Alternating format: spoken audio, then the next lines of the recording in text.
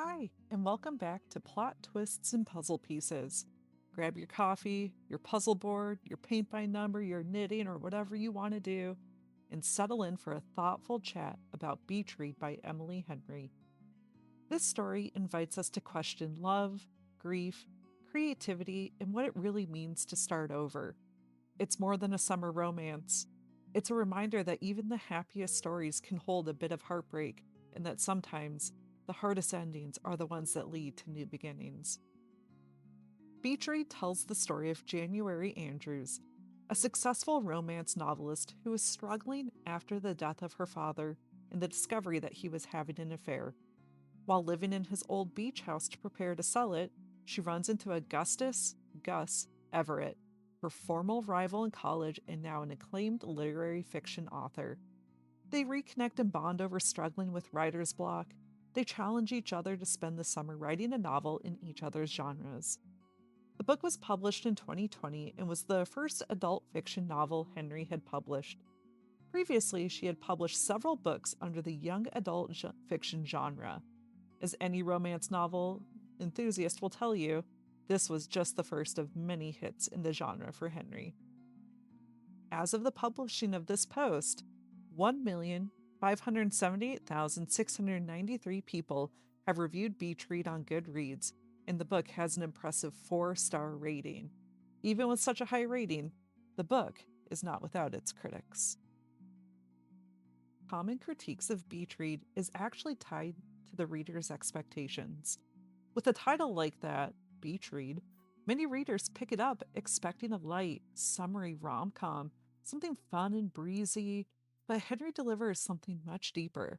The book dives into grief, creativity, burnout, and the messy parts of love and forgiveness, which surprises some people.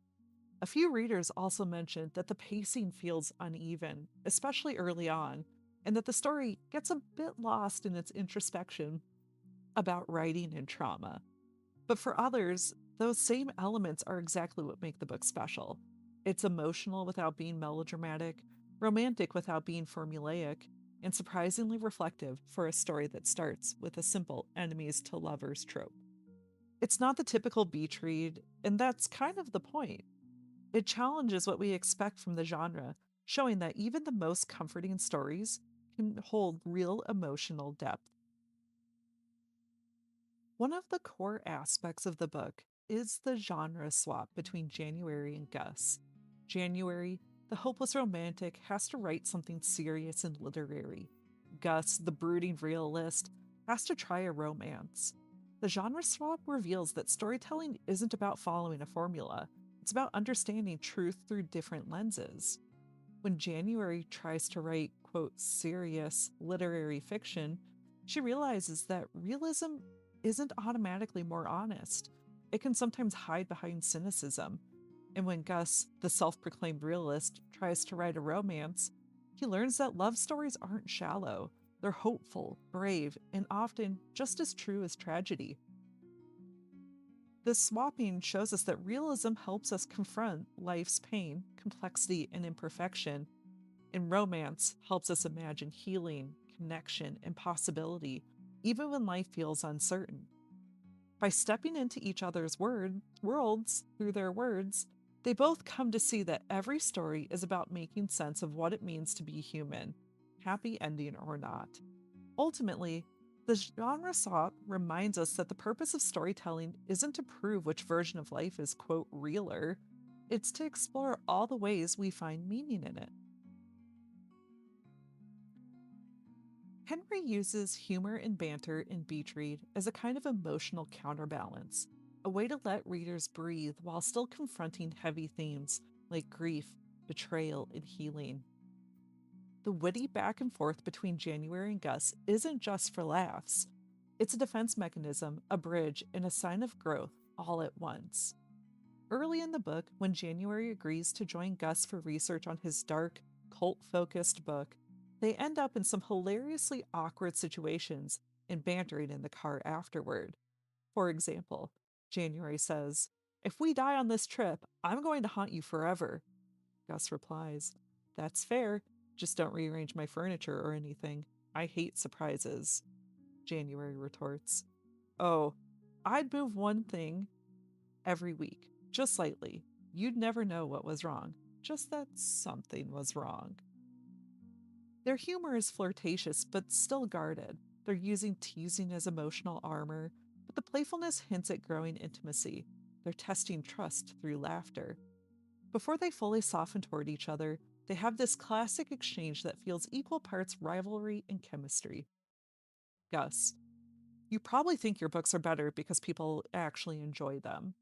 January, I think they're better because people actually finish them. Their banter here is competitive, but there's attraction underneath it.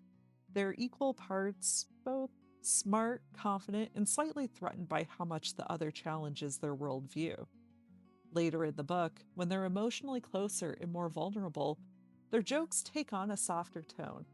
Still witty, but now laced with affection. Gus, I still don't believe in happy endings. January, then it's a good thing you're not in charge of writing mine. By this point, humor becomes comforting instead of defensive. They're no longer sparring, they're sharing warmth. Their banter now strengthens intimacy instead of hiding fear. Across the story, Henry uses their wit as a slow burning emotional barometer. At its heart, Beach Read is a story about rediscovery, of creativity, of love, and of self. It's about two people who've lost faith in the worlds they once believed in.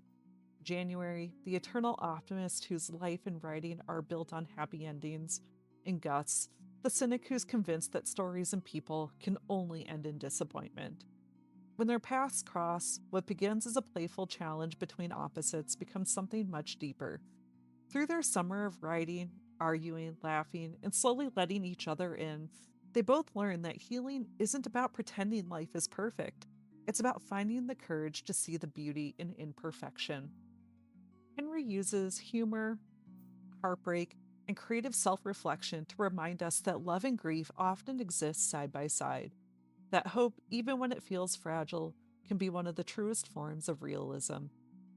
Beach Read isn't just a romance, it's a love letter to storytelling itself, to the idea that stories, like people, don't have to fit neatly into one genre. They can be messy and meaningful and still end with light.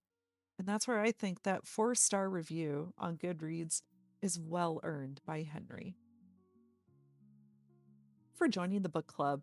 Whether you laughed, cried, or just enjoyed the sunshine of this story, remember, every good book, like every puzzle, comes together one piece at a time. Don't forget to subscribe for more bookish chats, cozy projects, and a few surprising plot twists along the way. Join us next Wednesday when we discuss Dungeon Crawler Carl by Matt Dinneman.